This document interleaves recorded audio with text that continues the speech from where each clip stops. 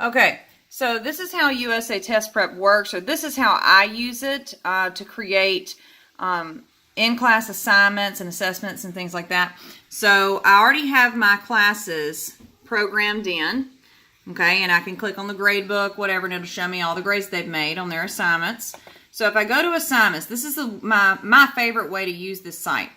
I go to create new assignment. So over the course of the week, whatever standard you're working on with your class, you can create an end of the week set of assessments to go with that standard. Okay, so we're just going to do, you have to click group assignment to be able to do it this way.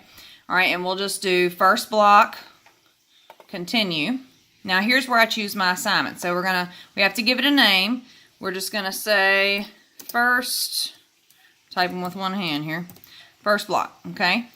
Now, I'm going to choose the test, course English 2, and if I wanted to do a pretest, I could, but I don't want to. So here's the way I like to use it. Let's say that we've been working on citing evidence, things like that, with literature, not informational just yet. And what we'll do is it will show me all the standards here. Okay, so we would go to cite textual evidence. I'm going to choose, I want several assignments to be together, grouped under one umbrella assessment, and that way I can have several different things. So I click questions. Now questions, it's going to be a little 10-question quiz. I use that one as a G2. That'll be the last one they do. I'll show you how to put it in order in a minute. Vocabulary, that's going to give them 5 vocabulary questions, and I allow my students to use Google to look up these look up the words, because most of the time they don't know it, and if they're able to look up the word and then match it to the definition, it helps them learn it. Right now I don't want to do a free response. A free response would be like a small essay if you wanted them to do that.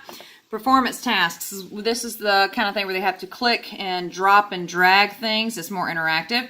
So we're going to choose, let's do this one, quoting relevant information. And then I'm going to go to videos. Now I love the videos, and the kids do too, because they're really easy and fast, but they are very useful. So I want to click MLA in-text citations, and I want to do supporting evidence.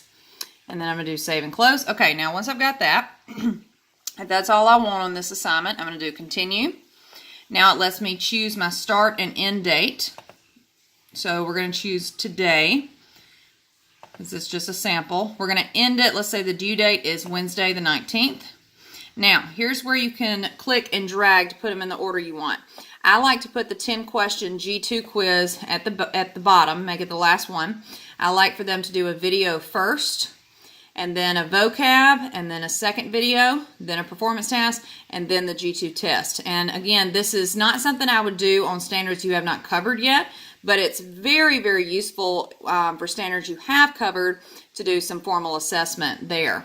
So then you want to make sure you have in specific order chosen there, and then save assessment, and then you're done. And so I can go down here, return to my assessments. Now when a student logs in, I want to show you what they will see. And parents, the reason that this is so important for you to look at is because this will let you see what it's going to look like in front of them when they sign in. So give me just one second. All right, so let me just, I'm going to log in under a student. Log in. Okay, so now I am this student, and when I scroll down, here's the assignment we just created, first block. So you'll also see, parents, this right here. Here's the extra credit right there, okay? So if you click the little blue plus sign, you'll see the 49 assignments that they've got underneath it. I go all the way down. These are all their extra credits that are up right now. These are all separate assignments, meaning they can all be separate grades. The way my extra credit works is if they go in here and do 10 assignments, then I go to the grade book, I pull up their lowest 10 G1 grades, and I replace them with the grades they made on extra credit. Now, if they make low grades on extra credit and it doesn't help them, I'm not going to put them in. If it would hurt them, I'm not going to put it in. So extra credit can't hurt you, it can only help you. But if they get on there and just click a bunch of random answers and they don't really try, then it's not going to do them any good. So they need to try. All right, but this is the one that we just created. First block, 5 assignments. Okay, So you'll see here, and then when they're ready to start, they'll click begin, and they'll just go all the way through them, and that's how it works.